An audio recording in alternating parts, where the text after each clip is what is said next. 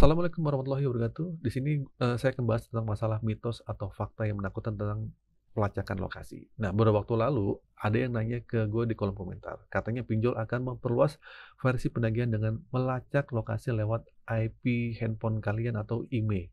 Nah, katanya mereka bakal nemuin alamat rumah, kantor, bahkan tempat nongkrong kita.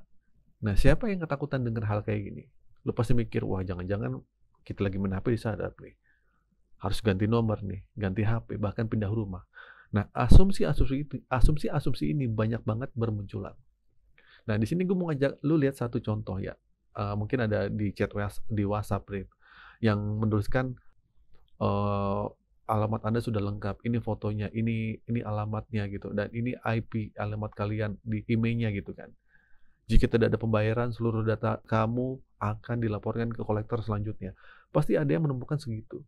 Sampai dia tuh tahu IP dan IMEI handphone kalian pas kalian ditagih sama desa pinjol.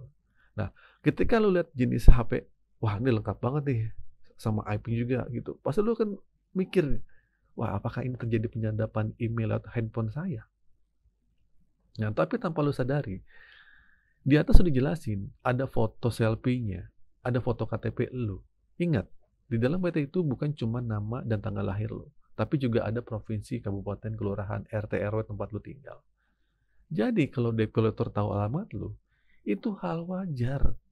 Karena mereka sudah minta KTP lu saat lu ngajuin pinjaman online di awal.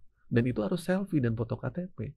Kenapa begitu lu telat bayar, tiba-tiba si DC ngirim patokan alamat? Terus akhirnya lu ketakutan dan bingung. Kok dia bisa tahu alamat gue ya bang? Apakah dia bisa ngelacak? Enggak, karena awalnya ya KTP. Alamatnya udah sampai situ gitu loh.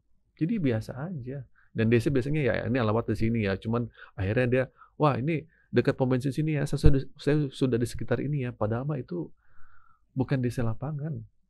DC-DC Deskol yang ada di kantor. Cuma nggak takutin dulu. Karena DC lapangan yang datang ke tempat kalian itu nggak pernah bilang-bilang.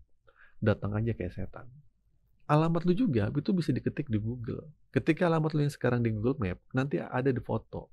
Dan lu bisa melihat lokasi sekitar. Nah, itu fasilitas yang dikasih Google. Lu bisa lihat apa saja yang ada sekitar lingkungan lu. Itu hal wajar dan nggak perlu dikhawatirin. Lalu soal pelacakan lokasi, ngapain juga mereka capek-capek ngelacak lokasi? Scroll-scroll semacam buat nyari lokasi RT RW lu, sementara KTP lu juga sudah ada di provinsi, kabupaten, atau gimana lah, lengkap deh gitu. Ini cuma permainan kata-kata dari DC yang nagih lu. Teman-teman semua, kadang karena ketakutan yang terlalu berlebihan, kita akhirnya nggak buat kita nggak sadar. Kenapa dia bisa tahu lokasi kita? Ya iya dari KTP, tinggal klik di Google Map, orang ya bisa ketahuan lah gitu kan. Nah teman-teman sering nanya, gue udah nggak tinggal di alamat KTP situ bang, gue lagi di pindah domisili nih tempat lain. Tapi kok di sini tahu ya tempat alamat gue berada. Nah ini sebenarnya perkara simpel teman-teman ya. Perkaranya tuh gampang banget. Pertama, lu masih pakai nomor yang sama. Ketika orang nge-save nomor lu dengan nama inisial yang berbeda, bisa jadi di inisial nama lu, misalnya nama si A siapa gitu.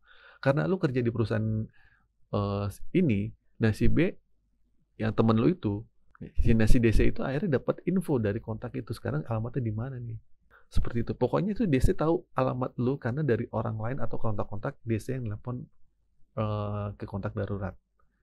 Nah, kenapa dekolektor bisa tahu alamat domisili sekarang? Mungkin karena mereka sudah sampai di lapangan ke tempat alamat KTP lu berada. Terus akhirnya nanya-nanya gitu kan. Pindah kemana? Nah, ini mungkin nanya ke tetangga ya. Akhirnya bisa tahu lah alamat lu yang baru. Karena DFC itu tidak bodoh ya. Dan mereka juga bukan patung gitu.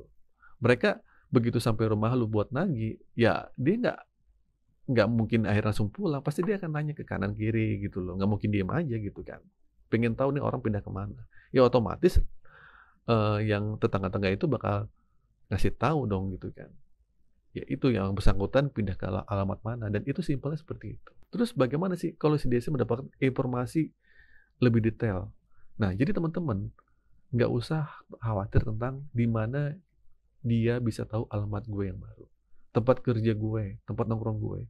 Itu hal gampang ketika dia sudah sampai di satu alamat, habis itu dia akan nanya di sana, di sini, di mana membuktinya gitu kan, di mana bekerja. daripada perusahaannya.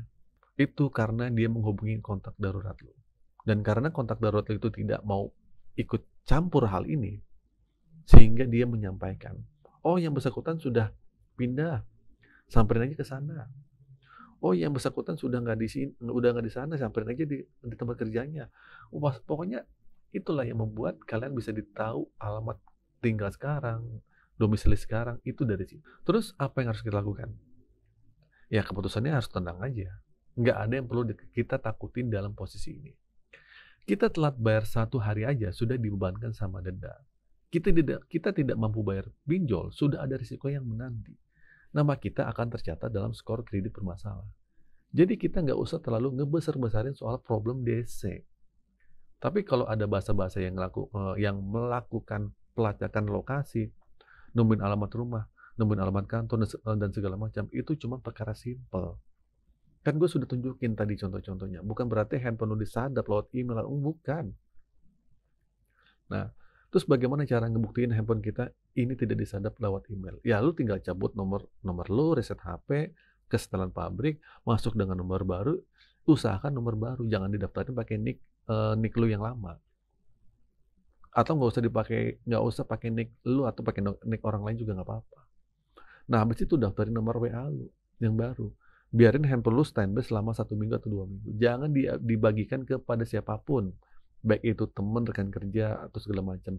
Ya teman dekat bolehlah, asal kooperatif. Dan lihat nanti, kalau memang itu nyadap ke handphone lu lewat email, dia bakal tahu posisi lu.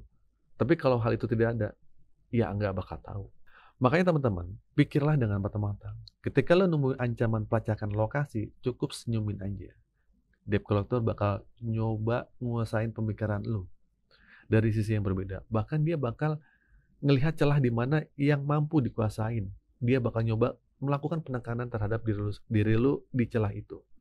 Yang penting bagi dia adalah bagaimana target yang ditetapkan sama perusahaan bisa capai. Makanya segala cara itu dilakuin. Ya. Oke gitu teman-teman, video kali ini semoga video ini bermanfaat. Akhir kata dari saya, Assalamualaikum warahmatullahi wabarakatuh.